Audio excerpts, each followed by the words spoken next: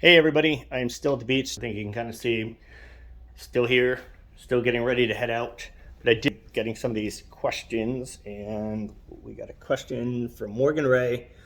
Curious how you charge painting when tenants move out. What do you consider normal wear and tear? Even better if you've been to court over the topic.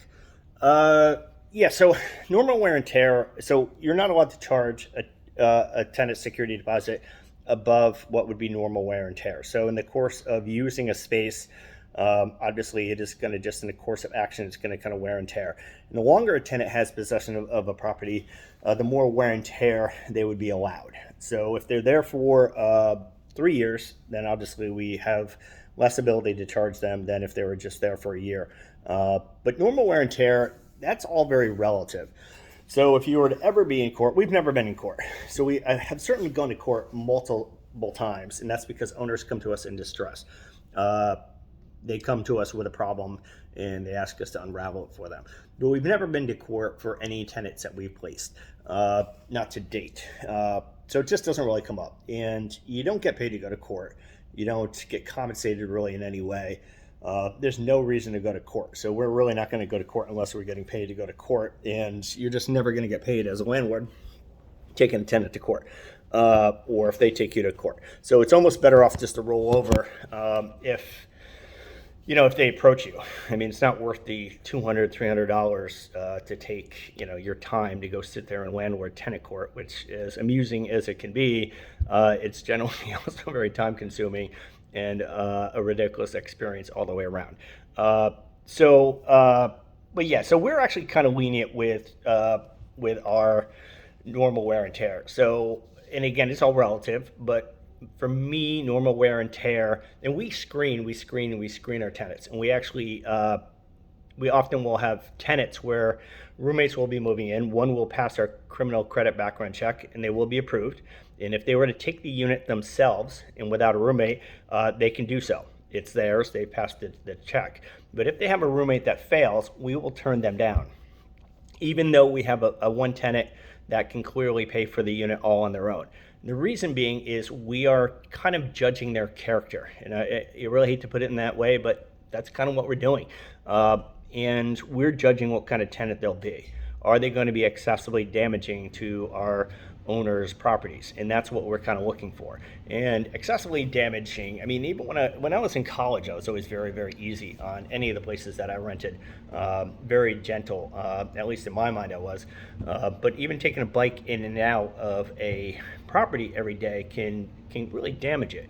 And you're either holding open the door and watching the walls and ever occasionally rubbing a tire up against the wall, or you're just banging the heck out of it. So that's what we're kind of looking for when we're doing our screening.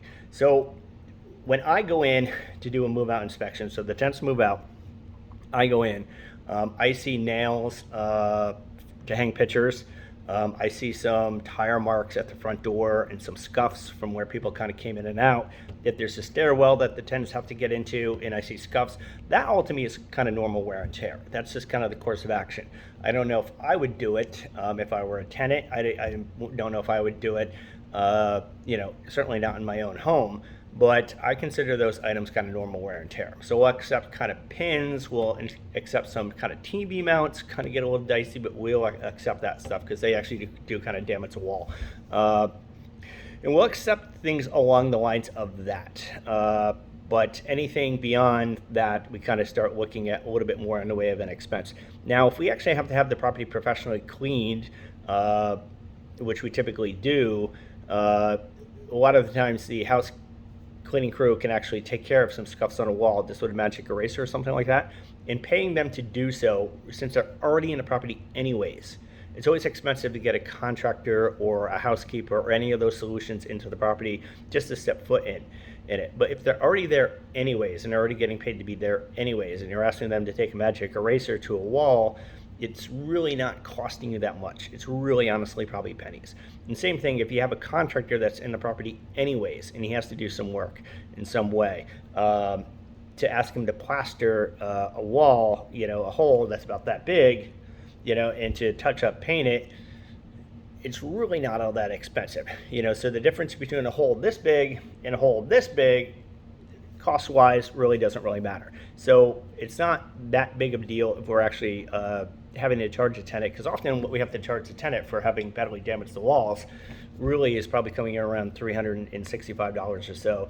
And that's actually counting with somebody coming in, plastering it, sanding it down, and then touch-up painting. So a lot of the paints that are used, such as eggshell, ceiling paint, is a low-quality paint. The lower quality paints that you would put on the ceiling or that's on these walls, this would be eggshell, are really good candidates for touching up. So any latex paint or a semi-gloss paint, such as trim, not so much. You really can't successfully touch those up. But those tend to actually, kind of hold up. So hopefully that helps.